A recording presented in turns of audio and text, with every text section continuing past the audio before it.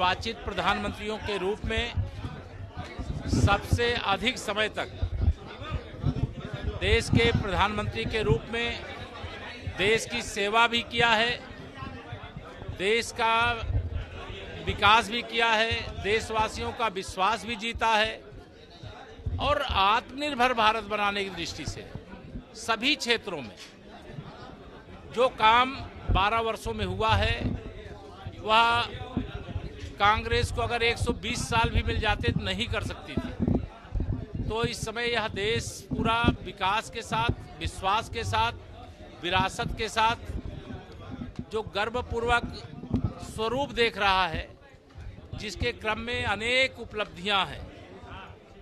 अगर हम देश को आर्थिक रूप से समृद्धशाली बना रहे हैं, अयोध्या में रामलला के जन्मस्थान पर भव्य मंदिर बनाने का काम हो गया है, जम्मू कश्मीर से 370 का अंत हो गया है और गरीब कल्याण के लिए दुनिया का कोई नेता इतना काम नहीं किया जितना माननीय प्रधानमंत्री श्री नरेंद्र मोदी जी के नेतृत्व की सरकार के द्वारा किया गया है। हम कानपुर में हैं। 2014 से 2026 के बीच में यहाँ हमारे जनप्रतिनिधि माननीय सांसद श्री रमेश अवस्थी जी, हमारे विधायकगण माननीय महेश जी, माननीय सुरेंद्र मैथानी जी, हमारे संगठन के तीनों माननीय अध्यक्ष हमारे यहाँ पर विराजमान हैं। और अगर आप केवल कानपुर की पिक्चर देखें तो आपको ध्यान में आएगा कि जमीन आसमान का अंतर हुआ है। और लेकिन अभी जो भी हुआ है, मैं यही कहता हूँ कि ये झांकी है, पूरी पिक्चर अभी बाकी है। धन्यवाद।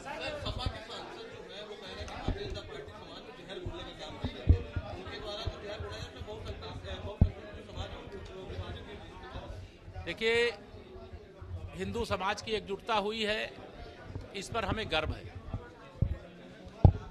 और हिंदू समाज किसी को सताने वाला समाज नहीं है। हिंदू समाज सबको साथ में लेकर के चलने वाला समाज है। लेकिन समाजवादी पार्टी के सांसद हों, समाजवादी पार्टी के नेता हों, इस प्रकार का जो जहर उगलने का काम कर रहे हैं, इसका जवाब 2027 में समाजवादी पार्टी का सूपड़ा साफ करके जनता देगी। और इतना करारा जवाब देगी कि इनको ये एहसास हो जाएगा कि हिंदू समाज के प्रति जिस प्रकार के शब्दों का प्रयोग किया गया है, उसको लेकर के फिर ये माफी मांगते घूमेंगे।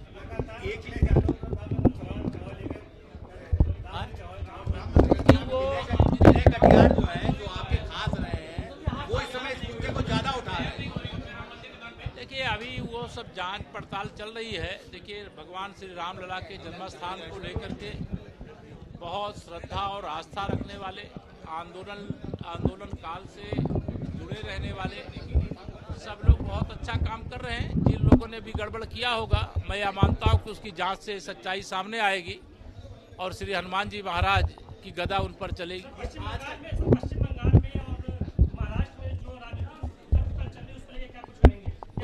उसमें कुछ कहना नहीं है। भारतीय जनता पार्टी में कोई उथल पुथल नहीं चल रही है। अगर किसी दूसरे, सुन लो पहले, भारतीय जनता पार्टी में कोई उथल पुथल नहीं। भारतीय जनता पार्टी एकजुट है और 2047 विकसित भारत बनने तक हम लोग डबल इंजन की जो सरकार है देश में, माननीय प्रधानमंत्री श्री नरेंद्र मोदी जी के नेतृत्व में, प्रदेश में मुख्यमंत्री आदरणीय योगी जी के नेतृत्व में, वो एकजुट रहेगी।